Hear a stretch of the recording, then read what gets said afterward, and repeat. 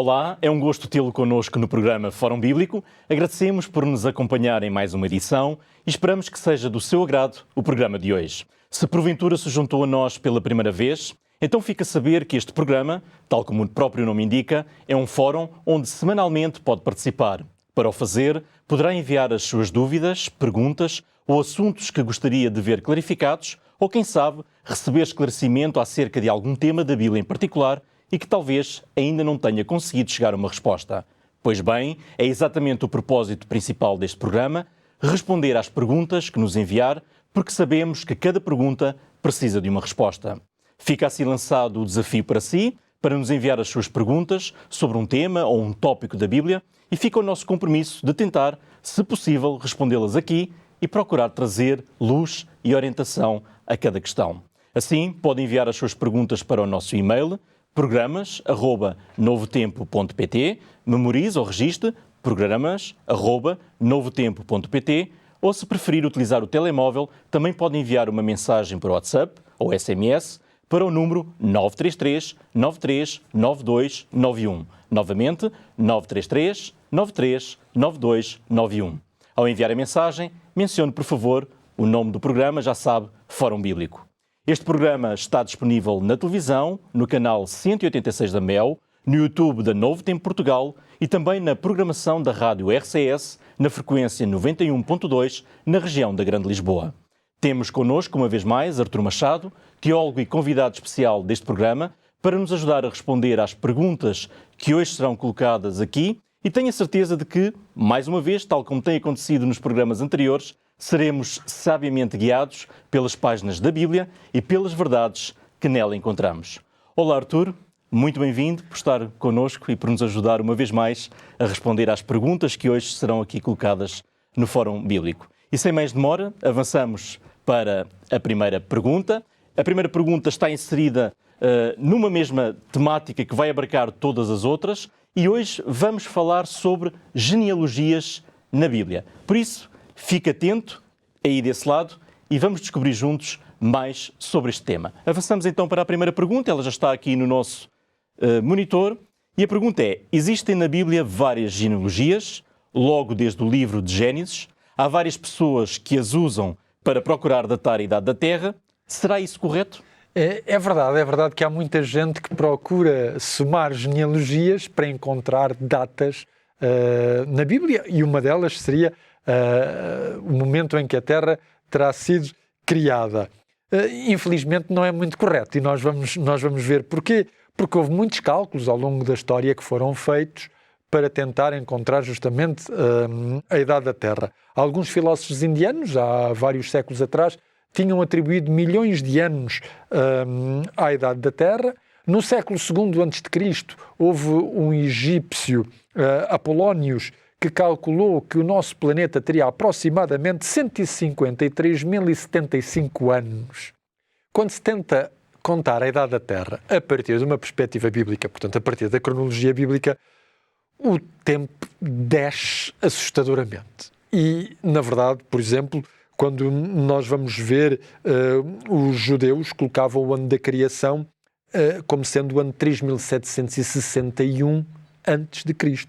Um autor cristão chamado Teófilo de Antioquia, no século II da nossa era, escreveu, por exemplo, que os anos da criação, até à morte de Aurélio Vero, que terá ocorrido no ano 169, portanto, os anos da criação, eram um total de 5.698 anos.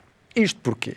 Muitos dos pais da Igreja, nesta altura, acreditavam que a Terra teria menos de 6.000 anos de idade. Eles relacionavam isto com os 6 dias da criação. E olhavam o milénio que está descrito na Bíblia, sobretudo no livro de Apocalipse, como sendo o período de descanso, o 7º milénio, portanto, como sendo o 7º dia de descanso. Até que chegamos ao século XVII. No século XVII, há um arcebispo irlandês chamado James Ussher. Ele viveu desde o ano 1581 até 1656. Ele usou as genealogias da Bíblia, achou que elas estavam todas certinhas, todas corretas, e calculou que o mundo teria sido criado no ano 4004 a.C. Ora, como é que ele chega aqui? Ele acha que já tinha havido, portanto, antes dele, um monge chamado Dionísio o Exíguo, que no século VI fez uma cronologia para a data do nascimento de Jesus Cristo. Ele sabe que mais ou menos Dionísio Exíguo se terá enganado em 4 anos e Dionísio disse que Jesus teria nascido no ano 4000 depois da criação do mundo. E, portanto, o Ussher, o que ele fez foi simples. Se Dionísio Exíguo se enganou em 4 anos, é só adicionar 4 anos aos 4000 e, portanto, a Terra terá sido criada no ano 4004 antes de Cristo. Porém, é preciso perceber que nós temos muitos limites quando utilizamos as cronologias desta maneira. Nós podemos datar com alguma exatidão, como eu já mencionei em programas anteriores, a data da morte do rei Salomão, porque de acordo com os dados bíblicos, com os dados assírios e também com os dados egípcios, a morte de Salomão vai andar por volta do ano 931 antes de Cristo. Sabemos que ele reinou 40 anos, pelo que a Bíblia nos diz. Sabemos que, segundo o que diz o primeiro livro de Reis, no capítulo 6 e no versículo 1, o êxodo teria tido lugar 480 anos antes de Salomão ter começado a construir o templo. Nós vimos que o templo teria sido construído entre o ano 970 e o ano 966, portanto, antes de Cristo, contando os 4 anos de corregência entre David e Salomão, portanto, percebemos que a data do êxodo teria rondado entre o ano 1450 e o ano 1445. Sendo assim, podemos fazer outras contas. Podemos perceber, por exemplo, que Jacó teria entrado no Egito em 1880 a.C., e uma vez que Jacó tinha 130 anos quando entrou no Egito, teria nascido por volta do ano 2010 a.C. Logo, Isaac, o seu pai, teria nascido no ano 2070 a.C. e Abraão no ano 2170. Isto é o mais longe que nós conseguimos ir. Mas atenção, isto não podem ser datas fixas, não podem ser estanques, porque há aqui variáveis de um ou outro ano. Mas há outros dados que nós podemos ter também em consideração. Há alguns autores que, utilizando a tradução grega, a Septuaginta, que traduz Êxodo 12:40, mencionando que o período total que Israel passou no Egito foi de 430 anos, isso significaria que Israel teria estado no Egito 215 anos. E estes 215 anos vão entre o chamado de Abraão e a entrada de Jacó, portanto, em Canaã. Eles são calculados atribuindo 25 anos a Abraão, 60 anos a Isaac, 130 anos a Jacó, o que se harmoniza com a passagem de Gálatas, capítulo 3, versículos 16 e 17, que afirma que a lei foi promulgada no Sinai 430 anos depois da aliança entre Deus e Abraão. Agora, há que perceber se o apóstolo Paulo faz a referência à primeira promessa feita a Abraão em Harã, ou se os 430 anos teriam começado quando Abraão tinha 75 anos, mas essa mesma promessa é repetida a Jacó, quando Jacó vai a caminho do Egito. E, portanto, é normal que nós pensemos que, para contar os 430 anos, é melhor fazê-lo a partir de repetição da promessa. E logo, os períodos destes 430 anos devem abranger o período que vai de 1880 a.C. até à data de 1450, data em que Israel, portanto, sai do Egito.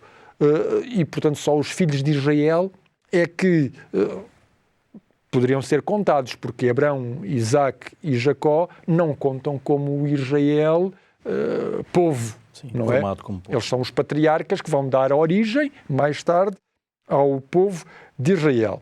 Se nós assumíssemos que as genealogias de Gênesis, capítulo 5 a 11, estariam todas elas completas, elas totalizam 1656 anos, desde a criação até ao dilúvio, que se dá no ano 600 da vida de Noé.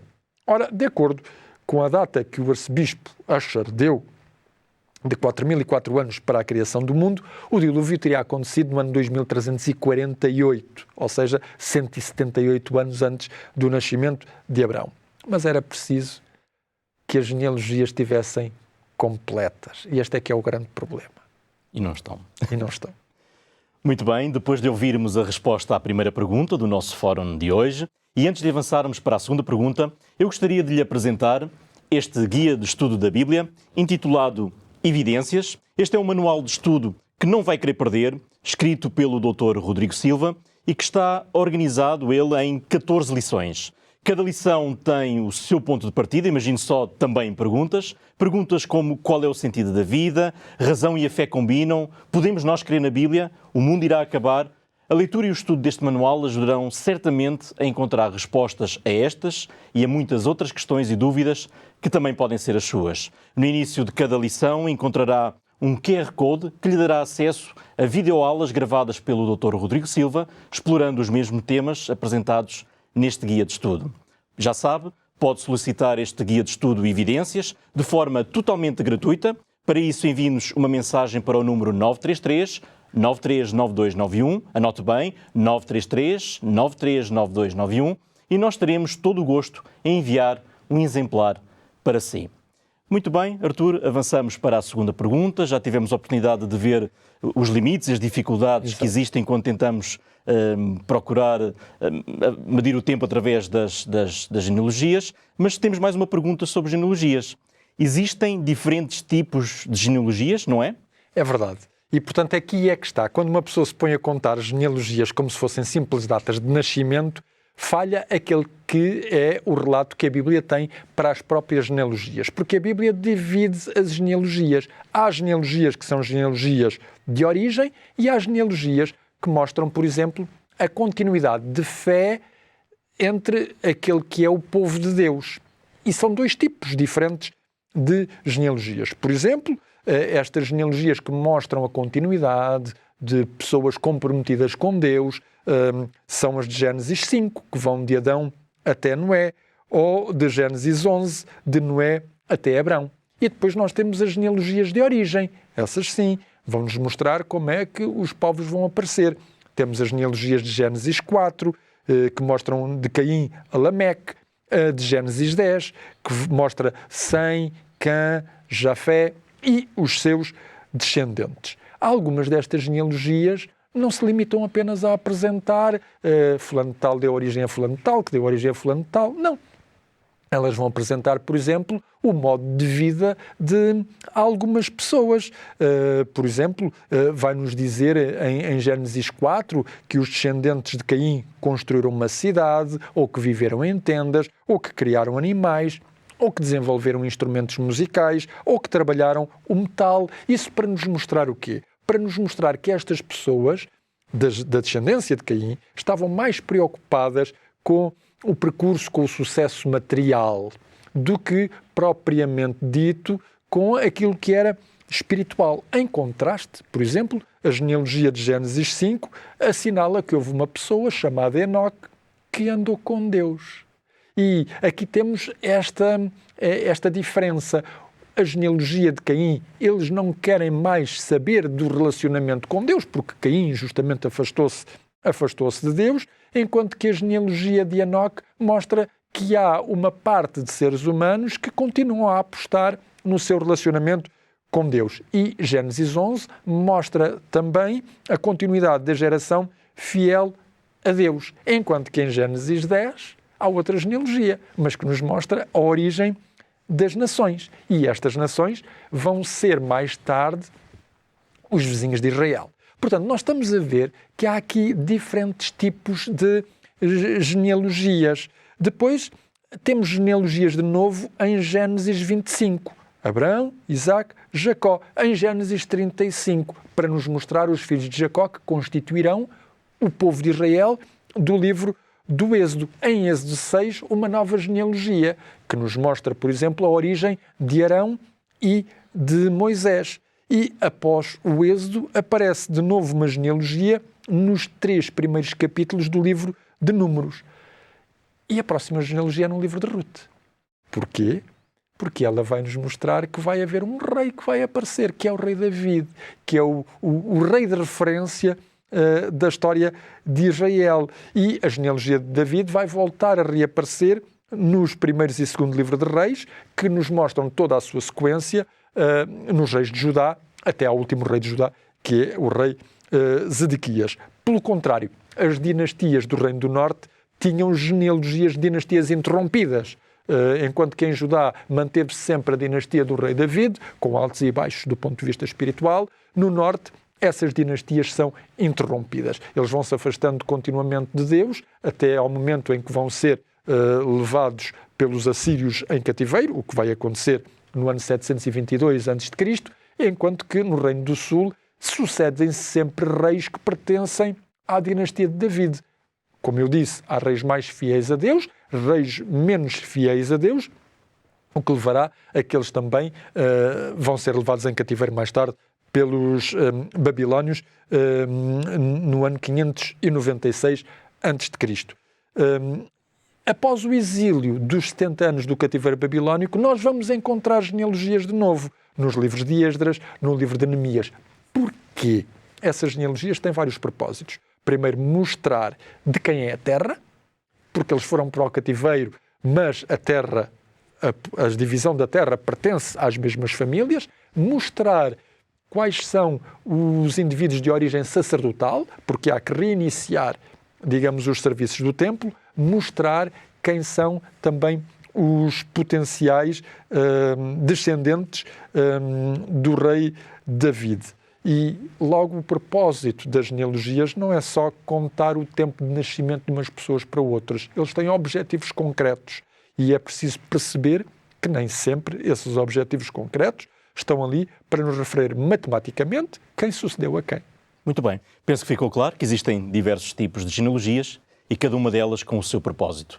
E antes de conhecermos as últimas duas perguntas do nosso fórum, chegou o momento agora para um brevíssimo intervalo. Continue por aí, porque nós voltamos já de seguida.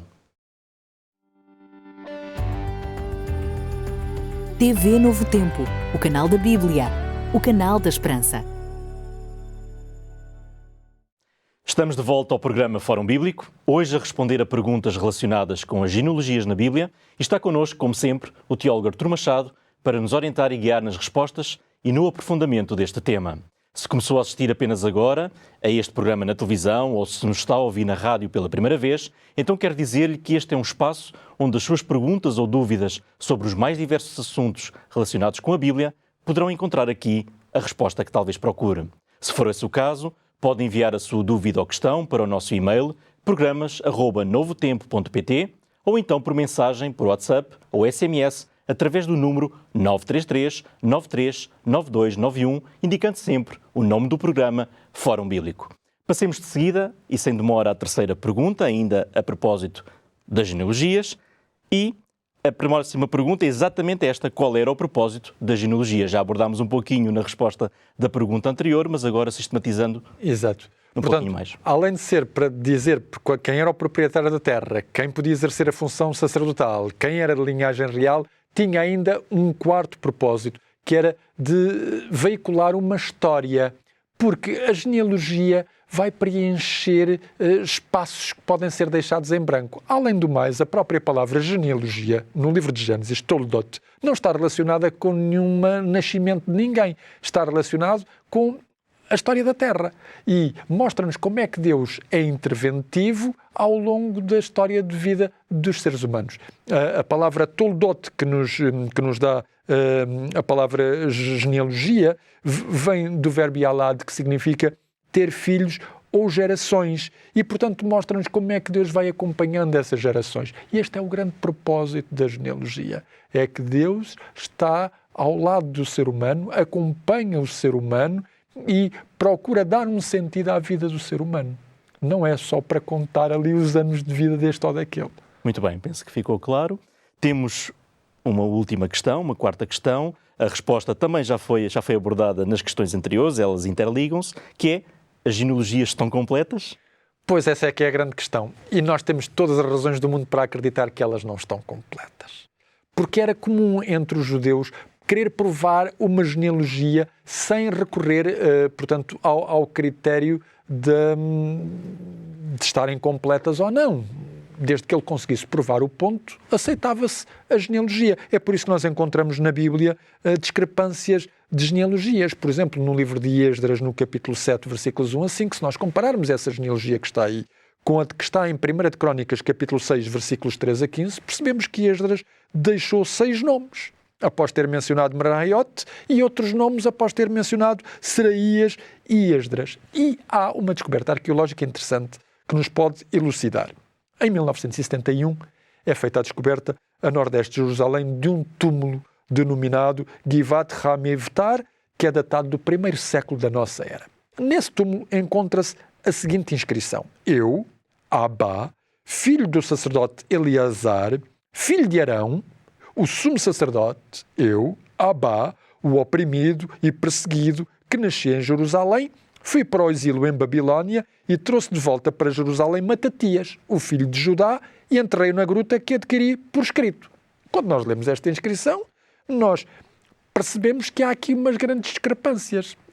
Este homem diz que pertence, portanto, o seu filho é Eleazar, faz referência a Arão, mas ele não é enterrado ali em Jerusalém no tempo da morte de Arão, nem no tempo da morte de Eleazar. Acontece é que ele, na sua genealogia, ignorou 10 séculos. Ou seja, faz remontar a genealogia a Arão e a Eleazar para provar que ele é de ascendência sacerdotal. Isto era absolutamente normal. Nós encontramos isto na própria genealogia de Jesus Cristo. E essas lacunas induziam em erros depois, não é? E essas lacunas induzem em erros quem vai à procura de contar o tempo das genealogias. Porque as genealogias não estão lá para nos fazer contar o tempo, elas estão lá para nos veicular uma teologia da história. E o mesmo acontece logo na genealogia de Mateus acerca de Jesus. E Mateus diz que cortou aquela genealogia, porque ela vai dizer que daqui até ali são X gerações, daqui até acolá são outras gerações, daqui até acolá são outras gerações. Mas se nós fizéssemos o cômputo geral, percebíamos que havia ali lacunas. E o que Mateus quer dizer é que Jesus é o filho de David. E por isso ele corta as gerações ali, literalmente, no propósito que ele quer realizar. E, portanto, quando nós estamos a ler genealogias, não há muita gente que goste de ler, eu concordo, mas temos que perceber isto. Elas estão ali para nos dar um ensinamento e não forçosamente para nos ajudar a contar períodos históricos. Este é o grande propósito da genealogia, mostrar que Deus dá um sentido à história do ser humano através das gerações e que, no fundo, através daqueles que lhe são fiéis, ele consegue realizar o seu propósito. Muito bem. Podemos não gostar muito de ler, pode parecer até um tema complexo, mas tenho a certeza que as perguntas que foram colocadas e as respostas que nos foram dadas elucidaram-nos sobre este tema e sobre o propósito, lá está, das genealogias da Bíblia. O meu desejo é que aí desse lado, seja pela televisão, no YouTube ou, quem sabe, na rádio, tenha ficado mais esclarecido sobre o assunto muito interessante que foi hoje abordado. Não queria deixar de terminar sem apresentar novamente o Guia de Estudo da Bíblia Evidências. Ao longo das suas páginas, o autor conhecido Dr. Rodrigo Silva vai guiá-lo numa jornada de reflexão e de descoberta de respostas a muitas questões com base nas evidências disponíveis. Já sabe, o Guia de Estudo da Bíblia Evidências é totalmente gratuito e para pedir o seu, basta apenas enviar uma mensagem para o número 933 93 9291. Anote bem o nosso número, 933 93 9291. Como já percebeu, pode participar no programa Fórum Bíblico, sempre que entender, através do envio das suas questões. É muito fácil fazê-lo, pode enviar as suas perguntas, as suas dúvidas ou assuntos que gostava de ver melhor esclarecidos e respondidos aqui no programa para o nosso e-mail. O e-mail é programas@novotempo.pt ou então poderá fazê-lo também por mensagem, pelo WhatsApp ou através de uma SMS, enviando para o número 933 93 9291 e, se assim preferir por aqui, indicar sempre o nome do programa Fórum Bíblico. Pode continuar a acompanhar este programa semanalmente na televisão, no canal 186 da MEL, ou pode ver no YouTube da Novo Tempo, ou então ouvir na rádio RCS em 91.2 FM na região da Grande Lisboa. Estamos mesmo a acabar. Despeço-me do Artur e despeço-me de si que nos acompanhou. O programa de hoje termina aqui. mas o Fórum volta a abrir na próxima semana, porque toda a pergunta procura sempre uma resposta. Fica o encontro marcado. Até lá.